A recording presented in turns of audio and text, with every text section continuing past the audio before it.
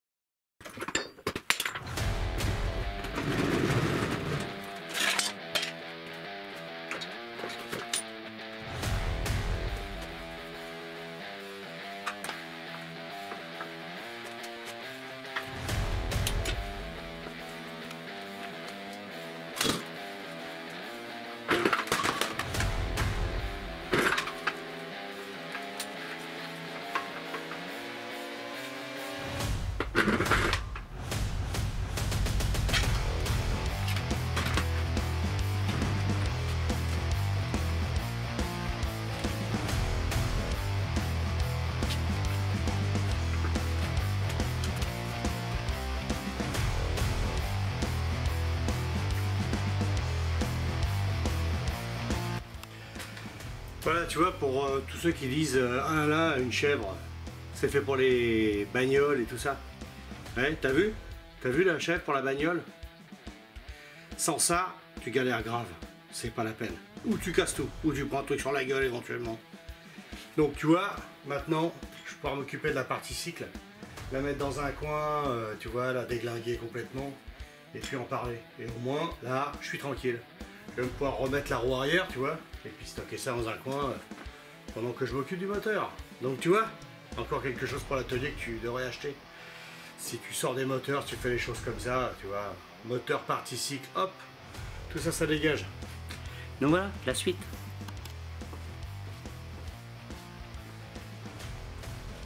Bon voilà, tu vois, il est sorti. Alors maintenant, évidemment, l'alternateur, voilà, 20 secondes. Le démarreur, la même, hein. 10 fois plus vite, regarde, hop. Voilà, déjà avec tout ça enlevé, tu vois, je vais pouvoir commencer à le nettoyer, je vais te montrer. Puisque ce moteur démarre et qui tourne, je l'avais déjà entendu démarrer, je te rassure tout de suite. Hein, je me suis pas amusé à faire ça, tu sais, juste pour la caméra. Je l'avais déjà fait démarrer. Là, avec le problème de faisceau que j'ai eu, je ne veux pas me galérer parce que de toute façon, le problème de faisceau, qu'est-ce que je vais aller m'emmerder? Il est neuf sur l'autre. Donc, je vais le monter directement dessus. Il y a les cosses d'origine. Je vais pas me faire chier. Donc voilà. Bah écoute, on continue.